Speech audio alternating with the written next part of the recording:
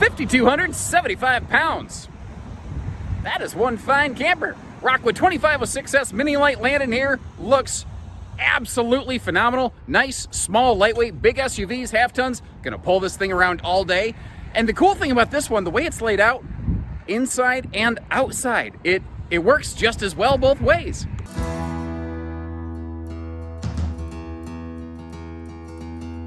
Before we get too far along, a quick little pro tip specific to this floor plan and kind of useful on several other models out there. Make sure you check the clearance on the slide before you open it up and either screw up the slide or bust up your kitchen stuff. Now, I've intentionally staged it this way just so you can see what I'm talking about. It didn't happen in this case because I know to look for this. But put this on your campsite check setup list and don't ever go too fast. I've intentionally staged it this way to show you that there are certain floor plans like this one. Every now and then a drawer can pop open behind the slide out flange where you can't see it. Now that slide out right there, this thing probably weighs an easy 800 pounds. The motor that's powering that, it will rip through that drawer hardware, no problem. So, that could be a costly item. Now, let's say hypothetically, for whatever reason it does get jammed up, you don't want to be replacing slide mechanisms just because you forgot a drawer. So sometimes, folks, an ounce of prevention's worth a pound of cure. A little word from the nerd from Uncle Josh right there.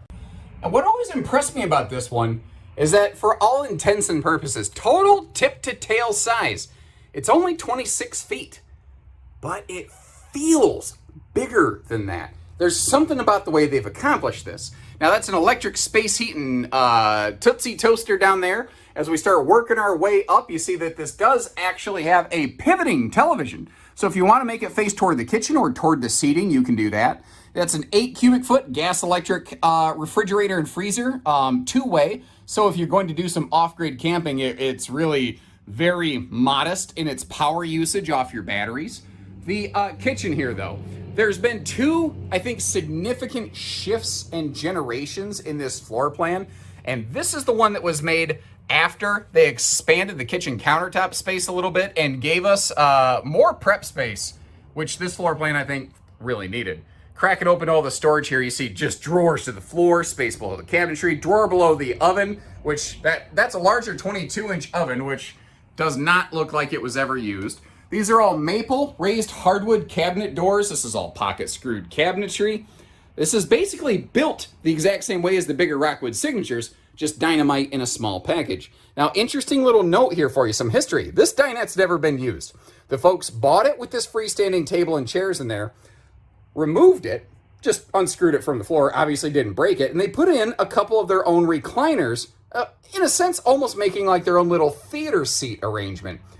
When they decided they were done with it, they took the recliners out, put the original table and chairs back in. You see that they even kept the original buckle strap to keep all the chairs pulled together. The table does have an extension leaf right here, by the way, if you need some more room. And since that's a floor flush slide, you can actually sit four adults around that very comfortably.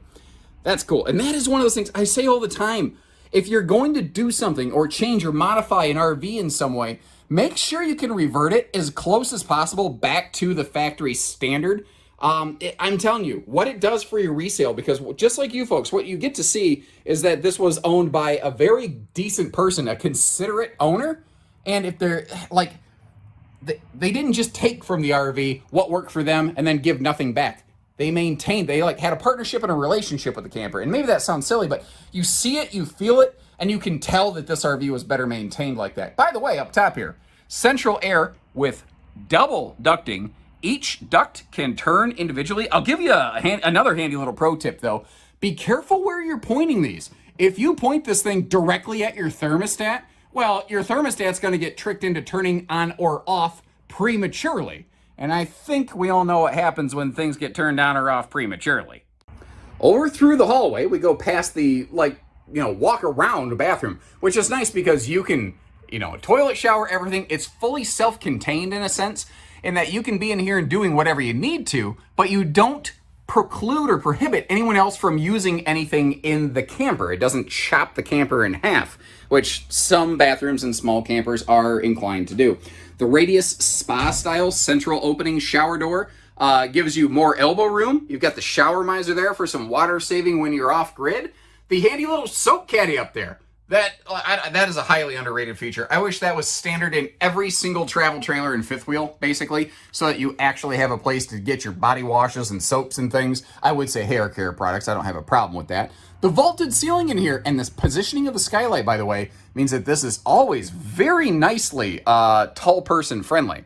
You may have noticed that bigger vent fan up there, which is part of the reason I've lost my hair, because it sucks the hair right off your head. They're so powerful. That may or may not be exactly accurate, but I think you get the idea. It's a very powerful vent fan.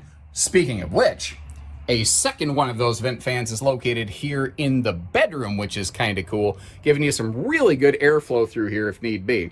Now, just to kind of complete the, so that you understand the space and the sense and the visual, you do have a sliding pocket door there, by the way. And then just a simple thing, a switch for all the ceiling lights here in the bedroom. This is hard to do, by the way, when you're looking in reverse on a camera screen. Not easy. This is a heated mattress, although it does not look like they ever used the heating element because the handle and everything is still in there, or the controller. Also in over here is a TV remote for a Furrion TV that was added here into the bedroom of this camper, which, again, in a way, almost indicates I'm not sure that was ever really used. And so, when you're, hold on, let me walk around the corner. I'm going to kind of crawl up in here like, this is sort of what you're looking at when you're in bed. This is your point of view right here. And I'm telling you, like I said, this is a camper that just screams, get off the grid to me. Imagine for a second that's not a road and it's just greenery because you're outside in the woods or something like that. Like, beautiful sights coming off the back of this, and there are some pleated privacy shades you can pull down there whenever you need. And I almost forgot the storage under the bed, and I'm glad I didn't, because one, it's just a really cool storage trunk with a couple dresser drawers built down below, which is nice. But you look in here and you see more factory original goodies. A never used tire pressure monitoring system and the original factory griddle that mounts on the side of the RV by the camp kitchen that we're about to see. Again, I'm not sure this camper saw a lot of use.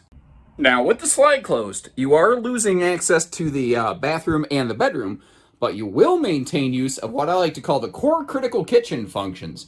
Our refrigerator, enough cabinetry, a sink, you know, the stove and the oven, things that can be used, let's say if you're in a parking lot, they do remain accessible. So if you need to stop, stretch your legs, maybe at a rest stop, you want to whip up a quick bite to eat, sit at a picnic table, something like that, you can do that here in this one if need be.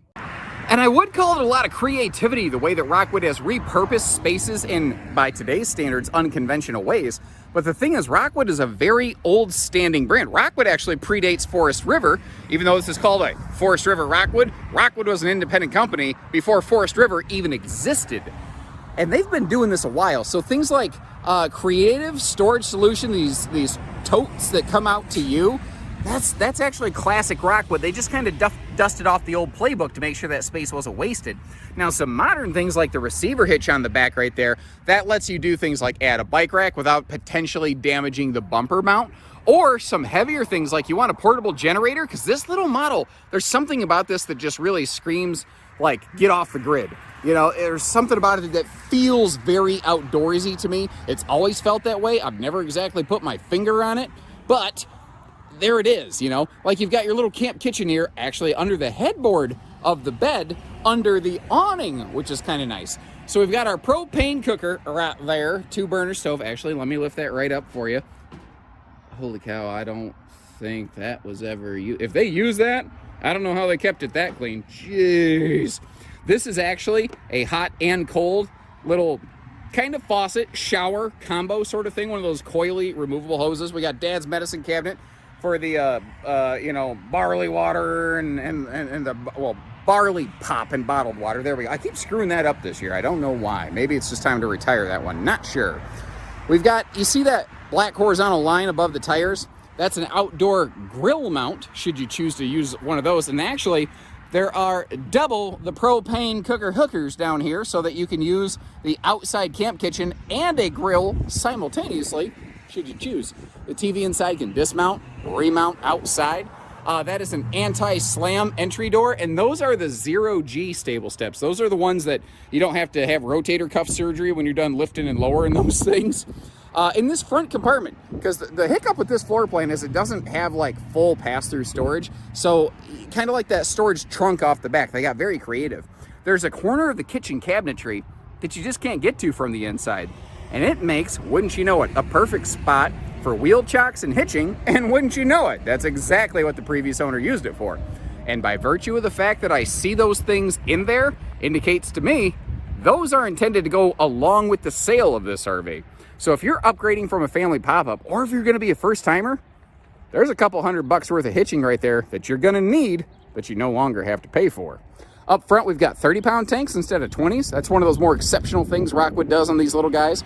The slide awning helping keep a lot of the weather and the debris. Once again, if you're outdoorsy, let's say here in the Midwest, you're you know, under pine trees or something. They love to drop needles and crap on top of your camper. Not having to worry about sweeping off the top of your slide before you retract it is a very handy thing. One other thing I want to mention, it's 25 feet 11 inches tip to tail total maximum length, 26 feet for the sake of argument.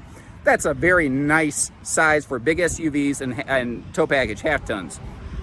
The four-wheel, basically independent suspension system that's on these is also arguably, and I kind of personally do think, pound for pound, the very best ride and handling suspension package out there. This is made for towing and going comfortably. If you're a little inexperienced at towing and you don't want to feel bossed around by the RV, mini lights are one of the best options out there for you. Other than just a little travel dust, there's nothing negative up here to report. Like all the fixtures, they're not sun faded from being left out and exposed. I highly suspect this was stored under some kind of cover, whether it was an RV cover or like in a barn or under a lean-to. The sun has not had its way with this thing. Oh, and I forgot to talk about this inside. The Wi-Fi Ranger. It does not shoot silver bullets, which if you think about it, the Lone Ranger really could have used all of the silver and how much it was valued at in those bullets to like feed the people that were starving that he was protecting. Kind of a waste, if you ask me, silver bullets, but especially when you're not fighting werewolves. But what do I know? You know, I'm only a expert werewolfology, whatever, lycanthropy.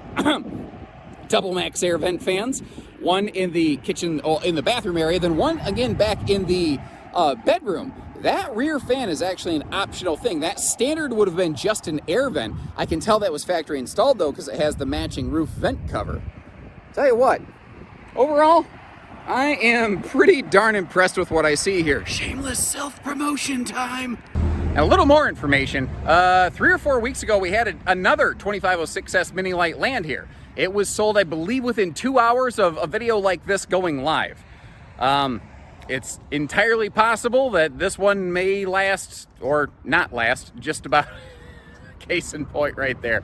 Couldn't have done that if I tried. Didn't even realize there was somebody there. But that's about how quickly Rockwood's attract attention in the used RV market or the new RV market. It's not an accident Rockwood's the single most popular ultralight brand in the history of ultralight camping.